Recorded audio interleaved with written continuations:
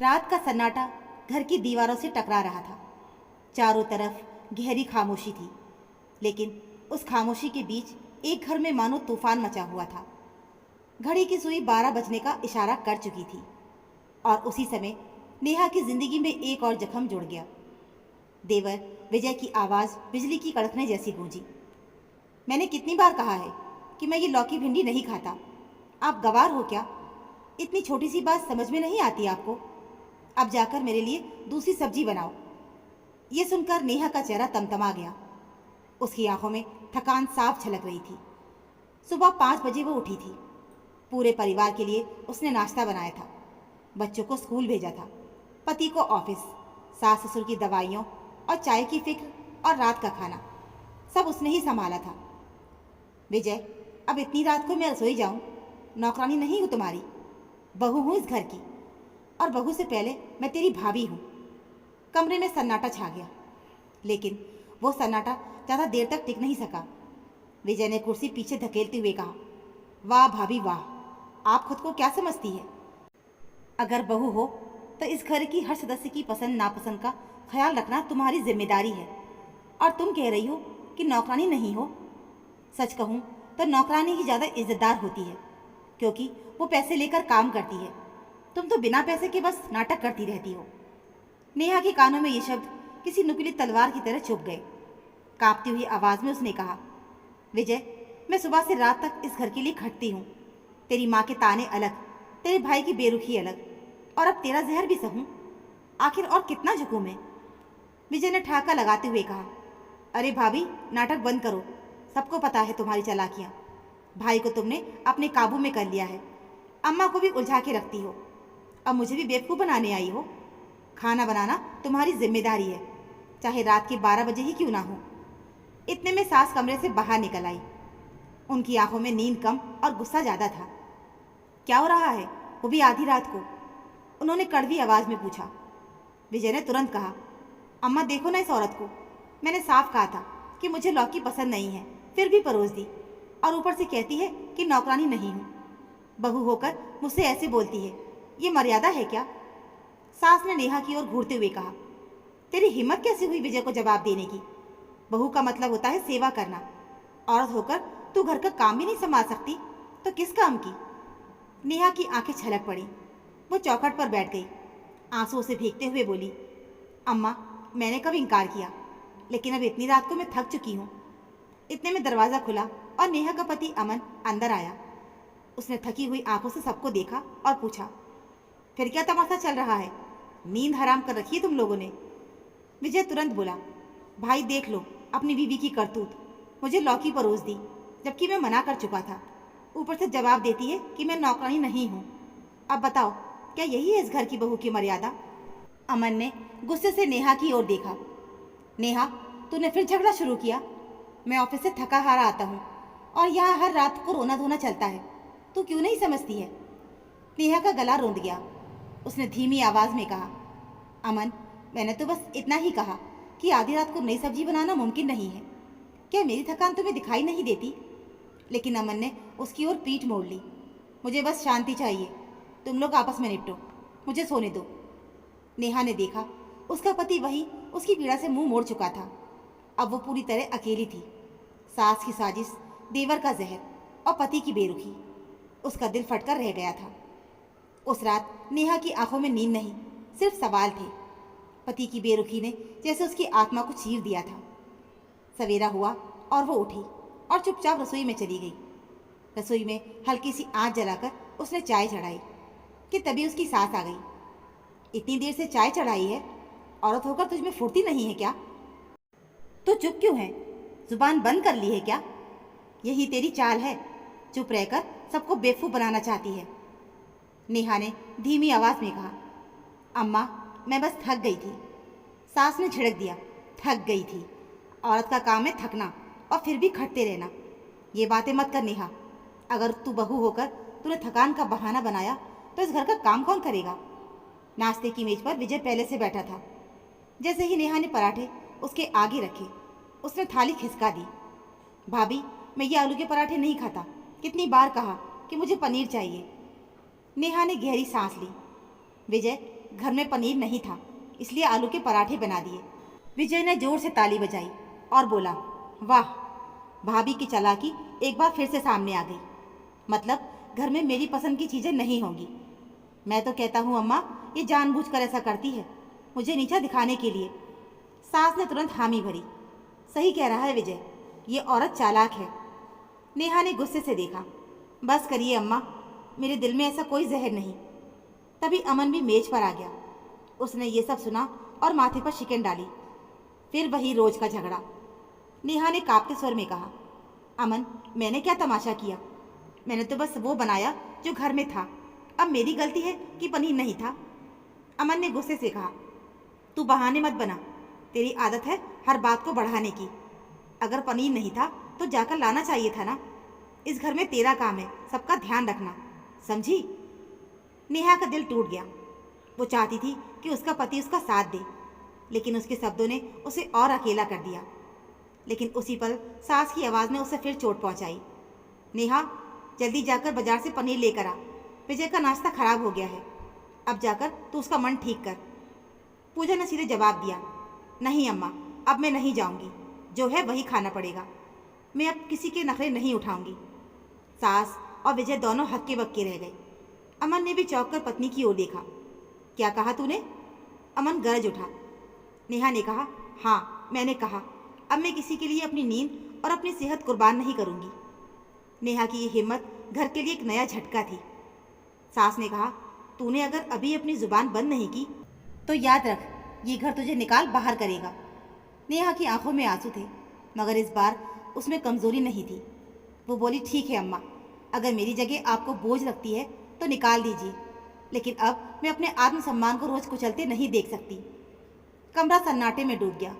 किसी ने सोचा भी नहीं था कि नेहा इतनी हिम्मत दिखा देगी। नेहा ने अपने कमरे में जाकर दरवाज़ा बंद कर लिया। उसका दिल तेज तेज धड़क रहा था। आज मैंने पहला कदम उठाया है, पता नहीं इसका अंजाम क्या होगा, लेकिन अब मैं और सहन नहीं कर सकती। अगर मेरे पति भी मेरा साथ नहीं देंगे तो भी मैं खुद के लिए खड़ी रहूंगी। उसकी आंखों में आंसू बहते रहे, लेकिन इन आंसुओं में अब मजबूरी नहीं बल्कि हिम्मत थी। नेहा कमरे में अकेली बैठी थी। बाहर आंगन में सास और विजय धीरे धीरे बातें कर रहे थे। उनकी धीमी आवाज़ें नेहा के कानों में तानों जैसी चुभ रही थी।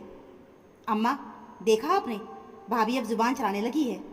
अगर इसे अभी नहीं रोका गया तो ये पूरे घर पे राज करेगी। विजय का स्वर जहरीला था। सास ने भी हामी भरी। हाँ बेटा, मैं तो शुरू से ही कहती थी कि औरत हमारे घर की शांति छीन लेगी। अपने मायके से बिगड़ी आदतें जो लाई है, हमें सावधान रहना होगा। विजय ने ताना मारा, अम्मा, हमें भाई को भी समझाना होगा, वरना वो भी इसकी बातों में आकर हमसे दूर हो जाएंगे। आप ही बताइए, अगर घर की बहू ही हमारी दुश्मन बन जाए तो हम चैन से कैसे जिएंगे? अमन ये सब सुन रहा था। वो अंदर से उलझा हुआ था। रात को जब अमन कमरे में आया तो नेहा बिस्तर पर बैठी आंसू पोंछ रही थी। अमन ने धीमी आवाज़ में कहा, नेहा, तू इतनी जिद क्यों करती है? तो चुपचाप उनकी बात मान लिया कर, तो झगड़ा नहीं होगा। नेहा ने लाल आंखों से पति की ओर देखा। अमन, तुम्हें क्या लगता है मैं मज़े के लिए जिद करती हूँ? सुबह से रात तक मैं उनकी हर बात मानती हूँ, लेकिन फिर भी मुझे ताने ही मिलते हैं। क्या मैं तुम्हारी पत्नी नहीं, सिर्फ एक नौकरानी हूँ? अमन चुप हो गया। उसके पास कोई जवाब नहीं था। अगले दिन सास ने मोहल्ले की औरतों को बुलाया और ज़ोर ज़ोर से कहना शुरू किया कि बहू तो आजकल बड़ी बहादुर हो गई है, हमें ही आदेश देने लगी है। मायके से सीखी ही बेअदबी। नेहा ये सब सुन रही थी। उसके दिल में आग भड़क उठी, लेकिन मोहल्ले वालों के सामने वो चुप रही। अंदर से सोच रही थी कि ये मुझे बदनाम कर रही हैं ताकि लोग मुझे ही गलत समझें। विजय भी वहीं बैठा मुस्कुरा रहा था। अरे अम्मा, अब तो भाभी का असली चेहरा सब देख लेंगे, फिर भाई भी हमारी तरफ होगा। शाम को जब मोहल्ले की औरतें चली गई, नेहा ने सास से सीधा सवाल किया, अम्मा, आपने मुझे सबके सामने क्यों अपमानित किया? क्या मैंने इस घर का मान नहीं रखा? सास ने ठंडे स्वर में कहा, मान? औरत का मान उसके ससुराल से होता है। अगर तू अपने ससुराल वालों को ही खुश ना रख सके तो तेरा कोई मान नहीं। नेहा ने गुस्से में कहा, अम्मा, मैं खुश करने के लिए इंसान नहीं, भगवान भी अगर बन जाऊं तब भी आप संतुष्ट नहीं होंगी, क्योंकि आपको बहू नहीं गुलाम चाहिए। अमन ये सब सुन रहा था। उसने बीच में आकर कहा, बस करो नेहा, हर बार पर तू उलझ जाती है। अम्मा की उम्र हो गई है, उन्हें जवाब देना अच्छा नहीं लगता। नेहा ने तड़पते स्वर में कहा। अमन, तुम हर बार मुझे ही क्यों दोषी ठहराते हो? अमन ने सिर झुका लिया। उसका मन भी मानता था कि नेहा सही है, लेकिन माँ और भाई के सामने उसकी बोलने की हिम्मत नहीं थी। रात को जब सब खाने की मेज पर बैठे, विजय ने जानबूझकर फिर वही सब्जी उठाई जो उसे पसंद नहीं थी और एक बार फिर ताना मारा। अरे वाह भाभी, आज फिर वही गरीबों वाला खाना बना दिया। क्या आपने कसम खा ली है कि मेरी पसंद की चीज़ आप कभी नहीं बनाएंगी? नेहा का धैर्य अब टूट चुका था। उसने थाली जोर से मेज पर रख दी और कहा, हाँ विजय, अब मैं और तुम्हारे नखरे नहीं उठाऊंगी। सास चीख पड़ी। देखा अमन, तेरी बीवी हमें कैसे जवाब देती है, अब ये घर का नाश करेगी। नेहा ने आंखों में आंसू लिए मगर आवाज़ में सख्ती भरकर कहा, अम्मा, आप बार बार मुझे दोष देती हैं, लेकिन सच ये है कि मैं इस घर की रीढ़ की हड्डी हूँ। अगर मैं एक दिन भी काम छोड़ दूँ तो ये घर बिखर जाएगा। फिर भी मेरी कदर नहीं है इस घर में। उसने विजय की ओर देखा। और तू विजय, मुझे गंवार कहता है? जरा खुद आईने में देख, तेरा सारा दिन बस शिकायत में ही बीतता है। तू अपनी जिम्मेदारी निभाता है कभी? विजय गुस्से से उठ खड़ा हुआ। भाभी, आज तुमने मेरी हद ही पार कर दी। अब मैं तुम्हें चैन से रहने नहीं दूंगा। रात को अमन अकेला बैठा था। उसके कानों में माँ के शब्द भी गूंज रहे थे और नेहा के आंसू भी। वो सोच रहा था कि किसका साथ दूं, माँ का जिसने मुझे पाला है या पत्नी का जिसने मेरे घर को संभाला है। उसके दिल में भूचाल था, लेकिन वो जानता था कि चुप रहना अब और बड़ा तूफान लाएगा। रात का सन्नाटा अब घर में भारी दबाव बना चुका था। नेहा अपने कमरे में अकेली बैठी थी। उसका चेहरा अब रोशनी से भी अधिक चमक रहा था, लेकिन वो चमक डर या भय की नहीं, आत्मसम्मान और विद्रोह की थी। अगले दिन सास ने मोहल्ले की कुछ औरतों को बुलाया और कहा, सबको दिखाओ कि ये औरत घर संभाल नहीं सकती। देखो, सुबह से रात तक सबसे झगड़ा कर रही है।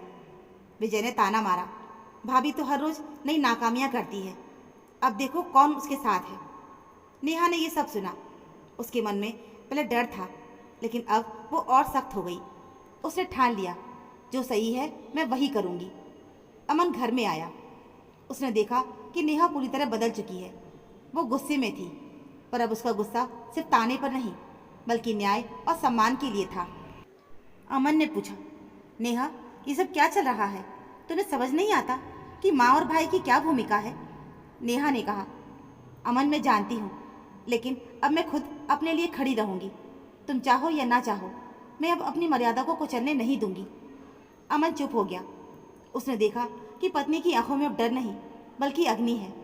उसने अपने दिल की आवाज़ सुनी, अब मेरे परिवार की इज्जत केवल माँ भाई की नहीं, पत्नी की भी है। अगर मैं चुप रहा तो औरत का सम्मान कभी नहीं बचेगा। अमन ने ठान लिया कि वो पत्नी के साथ खड़ा होगा। उसने माँ और विजय से कहा, अब मैं नेहा का साथ दूंगा।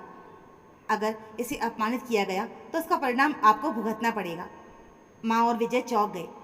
नेहा ने अपने दिल की हल्की सांस महसूस की। घर में पहली बार सन्नाटा था, पर यह सन्नाटा डर का नहीं बल्कि जीत का था। नेहा ने अपनी हिम्मत और साहस से साबित कर दिया कि चाहे कितनी भी ताकतें मिलकर विरोध करें, इंसान का आत्मसम्मान सबसे मजबूत होता है। सास और विजय ने देखा कि अब अमन भी उसके पक्ष में नहीं है। सास ने गहरी सांस ली और चुप हो गई। उसने समझा कि अब कोई भी ताना काम नहीं करेगा। नेहा ने देखा कि केवल एक चीज़ बदल गई, रिश्तों की नमी। लेकिन वो जानती थी कि अब घर में सम्मान और मर्यादा की जगह बनेगी। तो दोस्तों, हमारी आज की कहानी में बस इतना ही। उम्मीद है आपको हमारी कहानी ज़रूर पसंद आई होगी। कहानी अच्छी लगी हो तो प्लीज़ वीडियो को लाइक और चैनल को सब्सक्राइब ज़रूर कर लीजिएगा। मिलते हैं फिर एक और ऐसी नई कहानी के साथ। कहानी सुनने के लिए आप सभी का बहुत बहुत धन्यवाद।